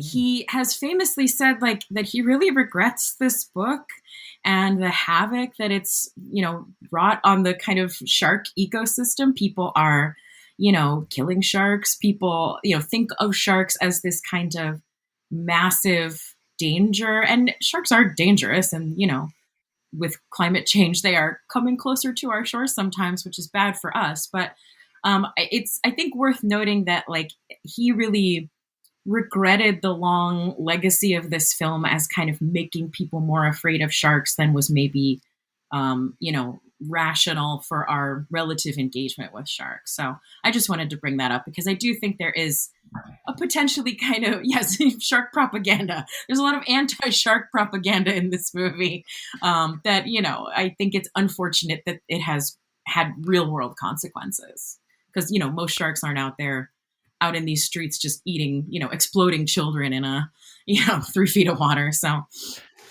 sorry, you misunderstood what I added to the chat, which is what you were saying is big shark propaganda. That's big shark trying to get us to feel totally fine, paddling out on rafts and boards, ready to be eaten, served up as a buffet.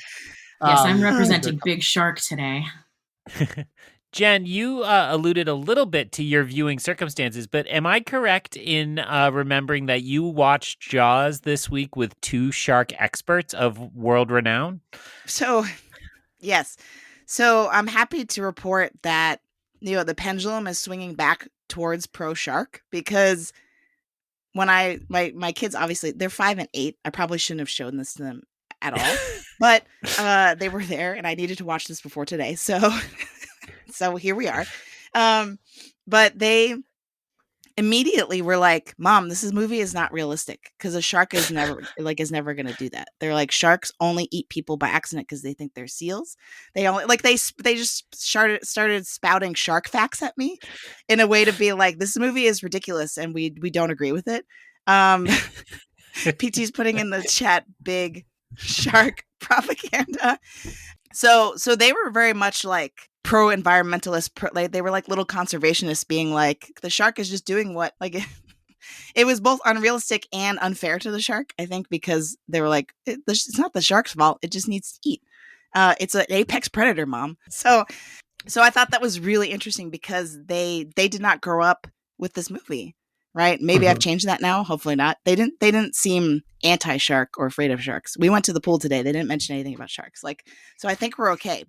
So it's really interesting because all they know are books that talk about the different types of sharks and what sharks like to eat, not people, and all this stuff. So I think we have hope.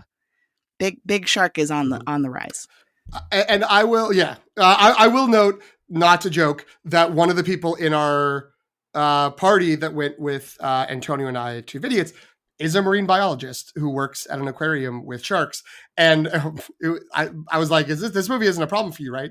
And she was like, well, yeah, it doesn't really correctly capture what sharks are like, but because especially Peter Benchley, I don't know if she knew Peter Benchley by name, but she knew the writer and other members of the cast had done so much to advocate for sharks when it's sort of there was that decade, I guess, after this came out where everyone was like, yeah, sharks, we hate them. Let's eat them. Let's go kill them and make soup out of them. That they were like, oh, okay, hold on. This is a movie. The shark's a metaphor. Everyone calm down. And so at least from her world, again, working with handling sharks 6 days a week, she was like, yeah, this is good. This is a net positive for the understanding of sharks in the world, even if some future experts are saying this is unrealistic, et cetera, et cetera. All right. On that note, I think we're ready for Oscars Watch.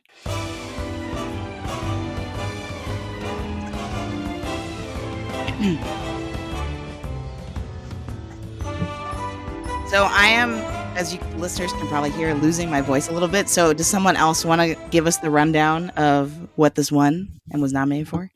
Oh my gosh, I would love to. So this was nominated for 4 Academy Awards. It won 3 of them: Best Film Editing, Best Original Dramatic Score, and Best Sound. It was also nominated for Best Picture, but somewhat famously didn't get nominated for Best Director, even though the 1975 version of the Long Take Review, we all would have had Steven Spielberg in our prediction brackets. He had gotten all the precursors. He'd gotten a lot of recognition. And he got tripped up on something that has not occurred since the 70s, but was a thing that used to happen a lot in the 60s and 70s, which is a foreign movie, usually European, coming out, winning or being nominated for or winning Best Foreign Film one year, but then being released in America after it wins an Academy Award and being nominated for more awards the next year because it got an American release. So there was a Federico Fellini movie named Amarcord, which won, I believe, in the 1974/75 47th Academy Awards. It won Best Foreign Film and then got 2 Fellini nominations in this year. And so he got pushed out. He pushed out Spielberg. And there's footage of Spielberg watching and his friends watching the nomination morning, and you hear Spielberg is like, I lost to Fellini, like Fellini took my spot, and it's like he's clearly really upset, and then he immediately switches to joking about it, and he's just like and like he acts like he's overreacting, but it's also like he's upset, he's not happy about it. So yeah, this was that was what it was nominated for. This is a crazy good Academy Award year. This is mentioned frequently as the best picture lineup ever in the history of the Academy Awards when people talk about it. The winner was One Flew Over the Cuckoo's Nest, also nominated Jaws, Barry Lyndon, Dog Day Afternoon, and Nashville. So solid. Like no one's looking to be like, what do we fit in there? Not a lot of Oscar Ferry points being used to move any of those out. So One Flew Over the Cuckoo's Nest was the big winner. It was the second of, to this date, 3 movies to win the big 5: picture, director, actor, actress, and adapted screenplay. And Jaws won below the line awards. I believe Barry Lyndon won 4. Yeah, won 4. So good year. Nashville won for song, which maybe isn't enough, but also makes sense. And that was the Academy Awards. What do you all think about that? People who have their voices still. Scandalous that Robert Shaw wasn't nominated, I think. And especially given that, he would not have that many more years after this to be nominated. I think it's very unfortunate. And also I'm a little surprised that the screenplay wasn't nominated for this as well. As we've said, it's such a sharp, fun, quotable screenplay. It really seems like it would be in contention, but as you say, quite a good year. Yeah. It didn't get screenplay. One Flew Over the Cuckoo's Nest and Barry Lyndon were both an adapted screenplay. The Man Who Would Be King, which is a John Huston screenplay for a John Huston directed movie with Sean Connery and Michael Caine. The Sunshine Boys, which is a Neil Simon adaptation of his own play. And in the 70s, it was just like Neil Simon just had to show up and they were like, here you go, sir. Here's your nomination. We're happy to have you. And then an Italian movie that's not the Fellini movie was the other nominee that presumably is the one that got it instead of Jaws, the original version of Scent of a Woman. So if you were used to Scent of a Woman taking away Academy Awards and Academy Award nominations, it started in 1975/76, the 48th. And I agree with you on Robert Shaw. Personally, I can't speak to all of these supporting actor. The ones that I know that are on here are great. But come on, we can't find room. We have to give an Oscar to George Burns. Come on, get Robert Shaw in there. And I feel like he would classify as a true supporting performance in a lot of ways because he's not in the first 2 acts of the movie mostly, Yeah. But has one scene that he steals the show with. I also believe I said to Antonio and crew, but mainly ended Antonio when we were leaving. I was like, if there ever were a category, we have lead acting, 2 lead acting categories, 2 supporting acting categories. If there was some like third level of just sort of like 1 or 2 scene acting, I don't want to call it cameo because that doesn't sound right, but like mini performances, I would want Mrs. Kittner to be nominated for what she does in her 2 scenes because I think that scene's incredible and it's such a temperature check for the movie after a kind of upbeat there's argument, but there's also kind of being funny and Hooper's being made fun of. That's where the what takes place, and then suddenly she shows up and everybody's has to be silent and apparently unscripted because they didn't have a script for this movie when they were making it. They were just like, you should say what you would say if your kid died. And she was like, okay. Just as a quick note about that scene where they're all on the dock around the tiger shark, apparently that was a real shark. And I cannot imagine how gross it smelled and gross it was to be just around this real shark on the dock. Speaking as the expert on the Universal Studios Orlando Jaws experience, you can pose with that shark, and it's pretty bitchin' to come back to 5th grade showing off that photo, speaking from experience. I just wanted to know, I'm surprised that there wasn't like a special achievement Oscar. You know, I'm thinking of like the Snow White and the 7 Dwarfs with the little mini Oscars, or they kind of invented some for Star Wars special visual effects. And while I get that the shark is not like that level of revolutionary, it's like a really cool thing. Yes, the shark is fake. Sorry for busting out. Sorry, the second shark, not the first shark. Sarah was just referencing the second shark. But like, you know, it is still miraculous to me that they get it moving through the water and all that. And that's obviously a part of the mythology is how often it would break down. But it feels like an achievement to me of some kind. Only marginally related. I do like that this starts off that tradition that existed for, I guess it still exists, where Jaws becomes the top grossing movie of all time. And then when Star Wars takes that title away from it 2 years later, Spielberg runs ads of, you know, handing over the crown essentially to Star Wars. And then E.T. comes out and beats Star Wars and Lucas posts ads to throw it back. And I think, I don't know, it's all murky the last few years because Avatar and Avengers keep doing those little mini re-releases for who's actually the top grossing.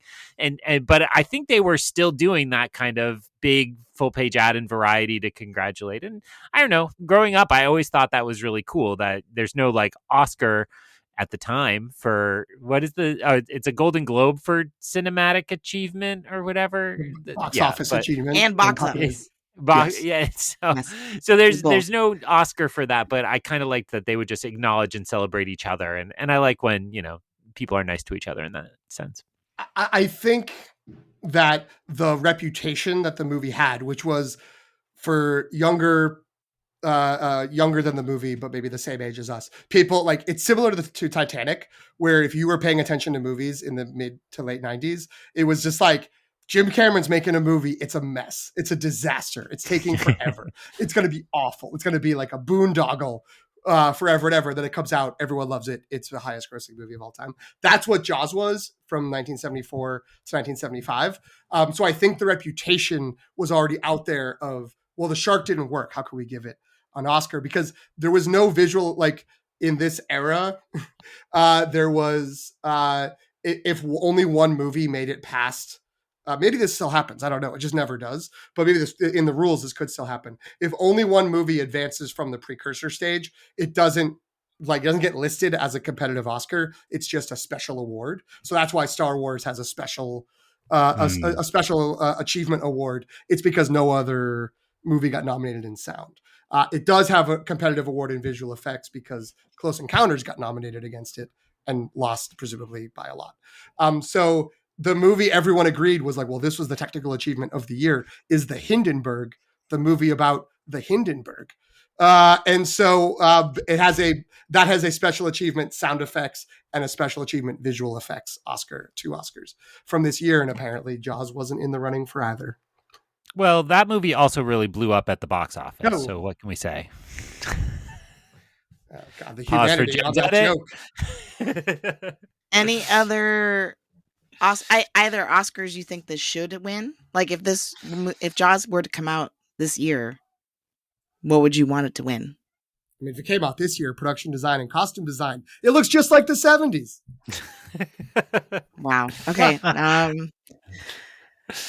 Way to make me regret asking that. All right. So the last thing we have on our list is the recommendation algorithm, in which we establish the audience of a film.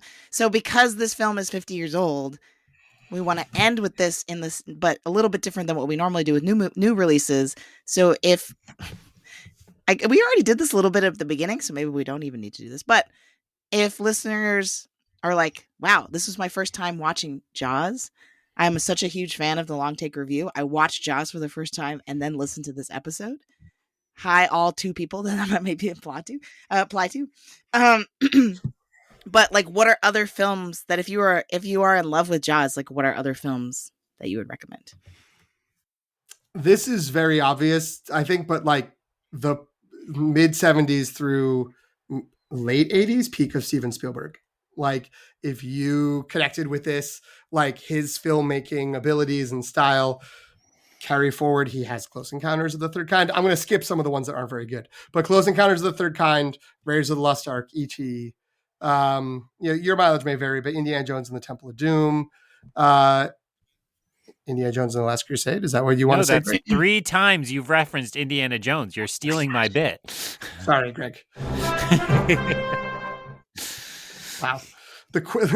The quickest fade out ever of the bit. If Greg doesn't say it, it only gets 1.5 seconds.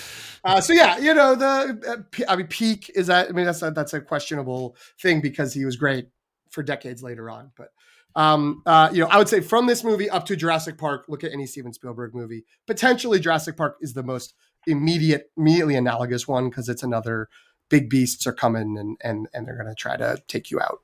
I would say a few other, and again, these are probably movies that a lot of people would have seen already, but another few movies that kind of capture this creature feature, but with a lot more depth and a lot more complexity. Certainly Alien and Aliens, and I know you've talked a little bit about the Alien franchise as you talked about Alien Romulus, a movie I also did not favor, but that's because I love Alien and Aliens so much. And actually the Fincher Alien 3 is not as bad as people say it is. It's so weird that like there's something there. I would say The Babadook, even though The Babadook is not a creature feature per se, but there's so much going on in that film and so much sort of character driven engagement with this force that is sort of policing, the existence of the people at the core of it. And also it's Pride Month, so we stan a queer icon, the Babadook. And I would say Prey, the most recent Predator sequel, which I think does a lot to really advance the franchise in a really cool direction. If we think about the Predator as kind of a creature, we get a sort of vibe there. And then I would say Jordan Peele's Nope. I've heard a lot of comparisons to Jaws in a way, because even though it's an alien creature, and there's also a earthbound creature that does some damage, but even though it's largely about a kind of alien, it is this big, massive force that feels so overwhelming, like this massive shark that we get in Jaws.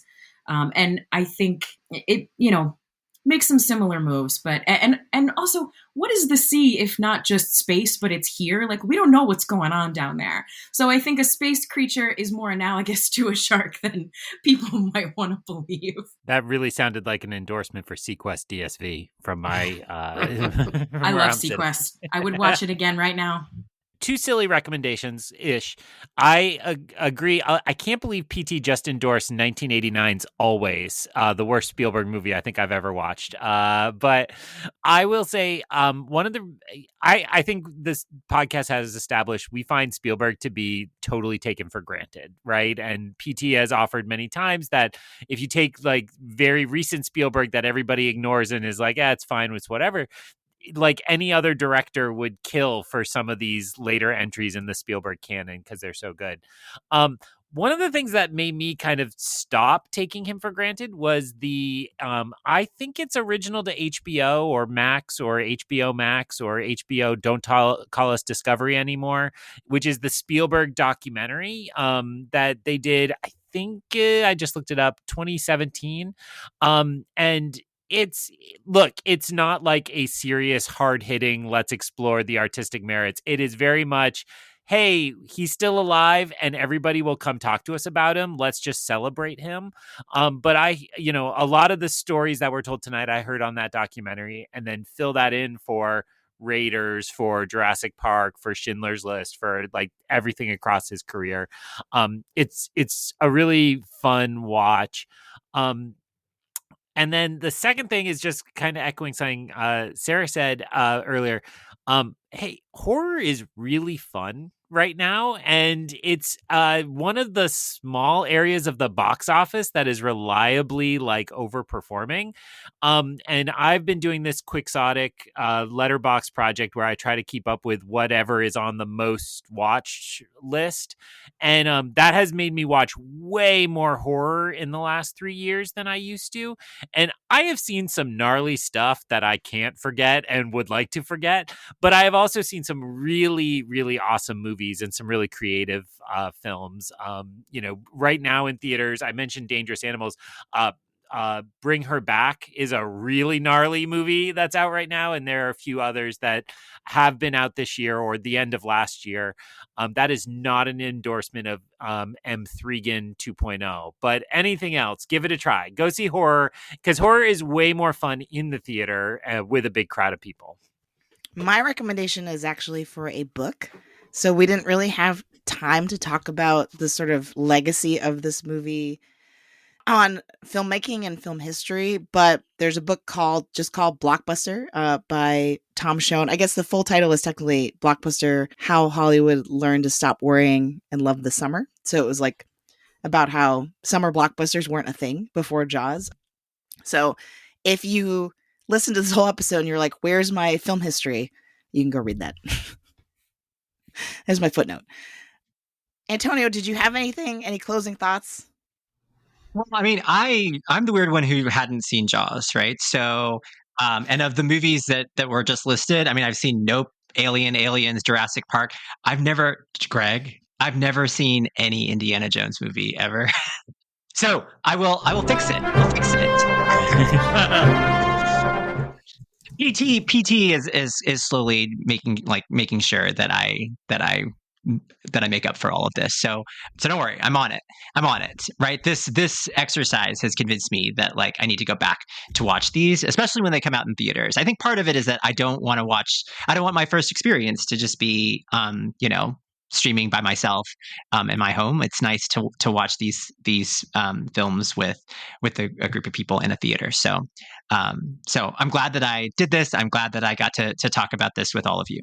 All right. And thank you to Sarah. This has been amazing. We just hit the 2-hour mark, in case anyone's wondering. So thank you so much for suggesting that we do this. I'm so glad the anniversary could line up with a movie that you wanted to talk about. Why don't you tell the fine folks who are listening where they can find you, if you want them to find you, and any shout outs you want to give. Oh, you can't find me anywhere, but this has been really, really fun. And it's been so nice to, it's such a pleasure to listen to this podcast every, however often I can listen, because I don't listen until I've seen the movie. But it's such a pleasure to listen to some old friends and some people I don't know, but are, getting to know. So thank you for doing this podcast. It's a really great time, and thanks for having me. Yay. And Antonio, where can folks find you? And I know there's a place. You can find me on Letterboxd at Aelefano, AELEFANO. Greg, where can they find you? People can find me on Expedia, booking my ticket to Antonio's house to show him Raiders of the Lost Ark. But when I'm done showing him that, I will log it on Letterboxd at Eoncanon, EYEONCANON. thank you, Sarah. Really great to have a friend listening. And it was so exciting when you first reached out to say you were listening to us. And other Northeastern grad student alumni, we know you're doing this. We know you're listening. We get the hints. We know you're out there. So if you want to be on, just reach out. I rambled again. One last one for the night. PT, where can people find you? You can find me waiting outside my front door because, of course, when you go to Antonio's, you're just picking him up to come to my house where Jen and Sarah have also arrived so we can all together watch Raiders of the Lost Ark. You can also find me on Letterboxd at PT McNiff, PTMCNIFF, where you can also find the show at LTR Pod. You can also find the show on Instagram, Threads, and Blue Sky at The Long Take Review. You can email us, thelongtakereview@gmail.com, or you can just subscribe, follow, like, add, do whatever the button says to do on your favorite podcast service so you can hear all our new episodes when they drop. Jen, where can folks find you? Or do you want us to say it so we preserve your voice? No, it's okay. It's too late now. You can find me on Instagram, Threads, and Blue Sky at Sopchockchai, SOPCHOCKCHAI, and on Letterboxd at Qui-Gon Jinn. Dun, dun, dun, dun. Why did no one do this earlier? Dun, dun, dun, dun. I make the person whose voice is gone hoarse do the theme song. That's great. Very little talk about John Williams. Straight to Thanks for listening. You can follow The Long Take Review on Substack at thelongtake.substack.com. Subscribe for free, and you'll be the first to know when a new episode drops. You'll also receive written reviews of new films with Oscar buzz, as well as any new installments of prop franchises like Star Wars and Marvel.